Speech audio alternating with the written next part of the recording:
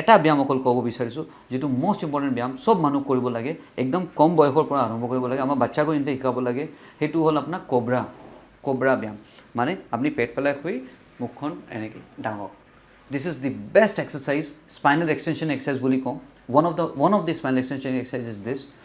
a single exercise আপোনাৰ কঁকালৰ বিষ প্ৰিভেণ্ট কৰিবৰ কাৰণে আপোনাক বহুত বেছি হেল্প কৰিব so cobra exercise বা spinal extension exercise is the key exercise for most of the back pain in the younger age group এতিয়া মই যেটো কঁকালৰ বিষৰ কথা কৈ আছোঁ মোষ্টলি ইয়াং এজত কৈ আছোঁ 50 বছৰ পিছত যেটো কঁকালৰ বিষ হয় সেইটো মোষ্ট কমনলি অস্টিওআৰ্থ্ৰাইটিছৰ কাৰণে যেনেকৈ আঁঠুৰ বিষ হয় সেইটো হ'ল আপোনাৰ বহুত বেছি কঁকাল ইউজ হোৱাৰ কাৰণে লাহে লাহে কঁকালৰ ইনফেক্ট জইণ্ট ডেমেজ হ'ব আৰম্ভ হয় আপোনাৰ আচৰিত হ'ব এইটো জানি যে আমাৰ কঁকালত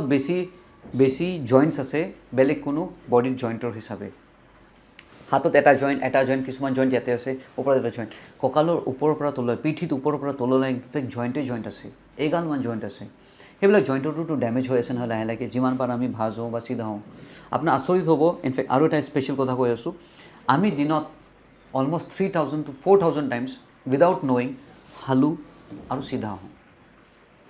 কিবা লিখিবলৈ ভাজ হৈ আছোঁ চিধা হৈ আছোঁ কিবা কৰিবলৈ ইনফেক্ট উঠি আছোঁ আকৌ বহি আছোঁ চ' আমি যিমান পাৰ বেণ্ড হৈ আছোঁ বা চিধা হৈ আছোঁ আমাৰ ডেমেজ হৈ আছে জইণ্টৰ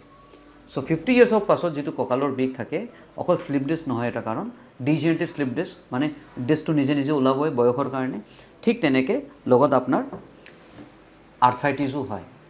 চ' সেই দুটা মষ্ট কমন থাকে বাকী ইনফেক্ট আপোনাৰ ডাঙৰ বেমাৰীও হ'ব পাৰে 6 সপ্তাহ আমাক ৱেইট কৰিব লাগে নিয়মৰ মতে ডক্টৰৰ ওচৰত ডাইৰেক্ট যাব নালাগে 6 সপ্তাহ পাছত যদি বিষ থাকে তেতিয়া ডক্টৰৰ ওচৰত যাব লাগে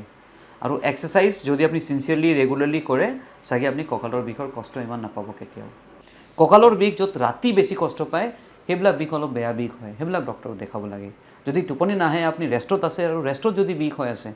that is a different kind of pain you have to show' to a doctor once all in all কঁকালৰ বিষয়ে ইমান চিন্তা নল'ব মেইনলি এক্সাৰচাইজ চিনচিয়াৰলি কৰক লাইফষ্টাইল ভালকৈ মেইনটেইন ৰাখক